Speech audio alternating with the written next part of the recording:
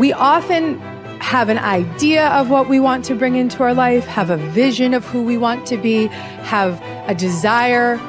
But the biggest thing that's blocking us from stepping into that truth is the belief. Now, if these negative beliefs are very strong in you, then how can you possibly create a loving, joyous, prosperous, healthy life? Somehow your subconscious beliefs would always be contradicting you and making sure you do not obtain your goals. I find that resentment, criticism, guilt, and fear cause more problems in our bodies and in our experiences than anything else. These feelings come from blaming others and not taking responsibility for our own lives. You see, if we are all responsible for everything that happens in our lives, then there is really no one to blame. Whatever is happening out there is only a mirror of our own inner thinking. When we have a problem, a difficulty, a struggle that is located inside, and we're looking for the solution outside, someplace outside of ourselves. It would be like going to the doctor and telling him all of your symptoms. The doctor says, oh boy, you've got a lot of symptoms. And he starts writing out prescriptions. You need a prescription for this symptom, you need a prescription for that symptom. And finally, he gets this 4 or 5, and you go to walk out, and you say, well, I'd like my prescriptions. He says, no, I'll give this one to your mother-in-law, and I'll give this one to your neighbor, and I'll give this one to your daughter, and I'll give this one to your father. I mean, you're the one with the struggles and with the difficulties, expecting somebody else to change or something outside of you to get better in order for you to make your life work is something you have to really take a hard look at. It's in here. We have to feel love for ourselves and love for life in order for us to have love in our life.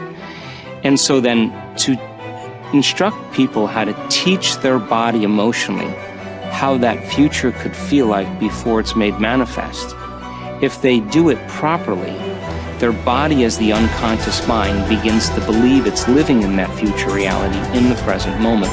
And they're beginning to signal new genes in new ways that begins to change their body to look like the event has already occurred. So we need new ways of thinking, new ways of living, and it comes down to something very simple.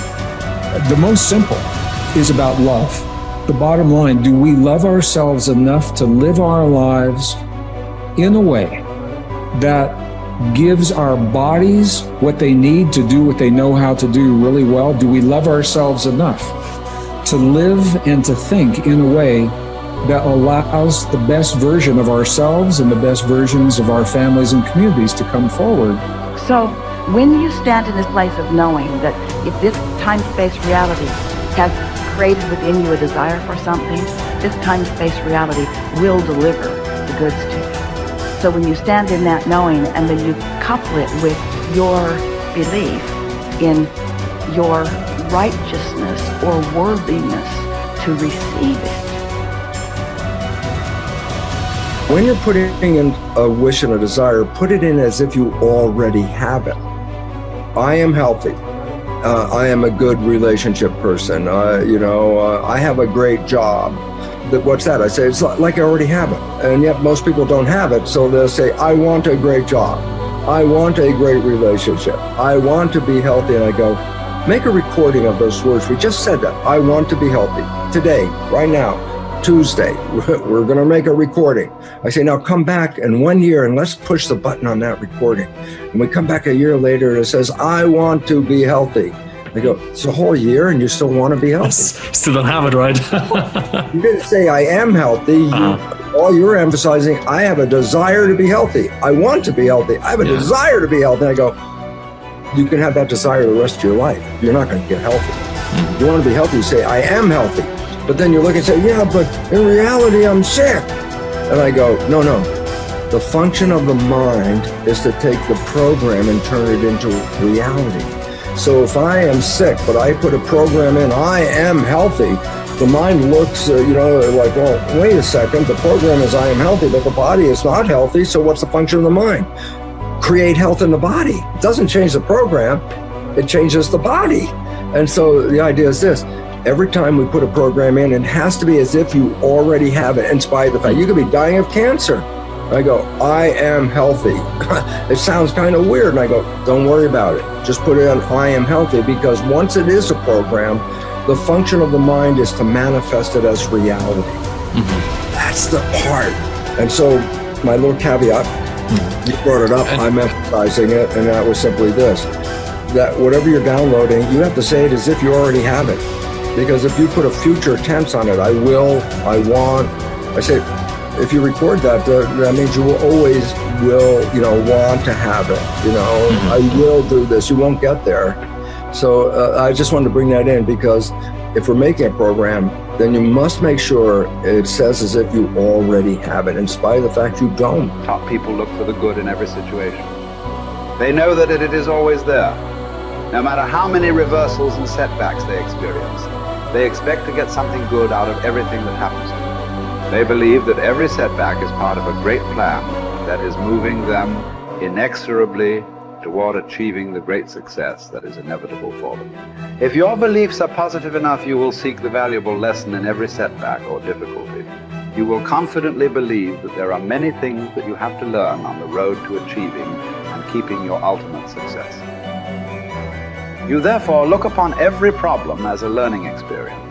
Napoleon Hill wrote, "Within every difficulty or obstacle, there is the seed of an equal or greater advantage or benefit."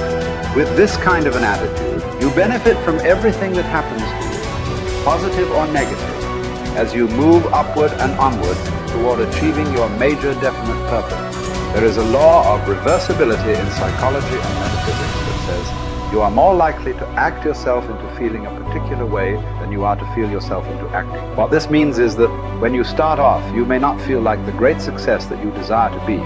You will not have the self-confidence that comes from a record of successful achievement. You will often doubt your own abilities and fear failure. You will feel that you are not good enough, at least not yet. But if you act as if you were already the person you desire to be, with the qualities and talents that you desire to have, your actions will generate the feelings that go with them. You will actually act yourself into feeling the way you want to feel by the law of reversibility. If you want to be one of the top people in your business, dress like the top people, groom like the top people, organize your work habits the way they do. Pick the most successful people in your field and use them as your role model. If possible, go to them and ask them for advice on how to get ahead more rapidly. And whatever advice they give you, follow it immediately. Take action. When you start to walk, talk, dress, and behave like the top people, you soon begin to feel like the top people. You will treat other people like the top people do. You will work the way the top people work. You will start to get the results that the top people get. In no time at all, you will be one of the top people yourself.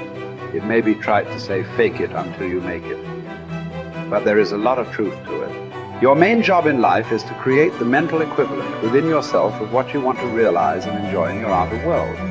Your focus must be on creating the beliefs within yourself that are consistent with great success you want to be in your outer world. You achieve this by challenging your self-limiting beliefs, rejecting them, and then acting as if they did not exist. You reinforce the development of new life, enhancing beliefs by increasing your knowledge and skills in your field to the point where you feel equal to any demand or challenge. You accelerate the development of new, positive beliefs by setting bigger and more exciting goals in every area. Finally, you act continually as if you were already the person that you desire to be. Your aim is to reprogram your subconscious mind for success by creating the mental equivalent in everything you do or say. Momentum develops the mindset. Momentum conditions the mind to confidence. Like just moving forward every day, even a small thing. If you just said, every day I'm gonna do 3 things to move my life forward, and you just did those 3 things every single day. Today I'm gonna do these 3 things to move my life forward. It could be sending an email, calling somebody, having that prospect meeting. It could be as simple as like, oh, okay, I'm gonna work towards this goal. I'm gonna finish this presentation. I'm gonna create this thing. Whatever it is for you, like do that thing. Maybe it's like, oh, today I'm gonna work out today. Great, you worked out. Your mind goes, I said I was gonna work out, I worked out. I developed a little more confidence because you were congruent with your intentions. See, action is what makes us congruent with our intentions, right? That old thing you've heard me say, if you've been studying my work for a long time, intention without initiative is just sorry hopes. It really is. Intention without initiative is just sorry hope. You have to apply yourself again. And I know you already know this. Listen, a lot of people watching this, you're already a confident person. Okay, what's the next level of action that will raise you up to the next level of success? What's the next level of action and bold decision making that will change your life? I know you might already be a confident person, so what's your next level of action? Well, Brendon, I already feel confident going up and talking to a person. Great, now go up and talk to 4 people. Good job. Okay, well, Brendon, I already feel good, trying to put out this message. Great, do it again, be more vulnerable. Oh, Brendon, I already feel good, I started the business and I built this. Great, double the business, let's see you do it. So when you challenge yourself to take actions that are a little bit outside your pay grade, a little bit outside your comfort zone, and you actually follow through, congruence comes in and you go, I set that intention, it was hard, I took the challenge, and I made it happen. That's it. That's really, truly it.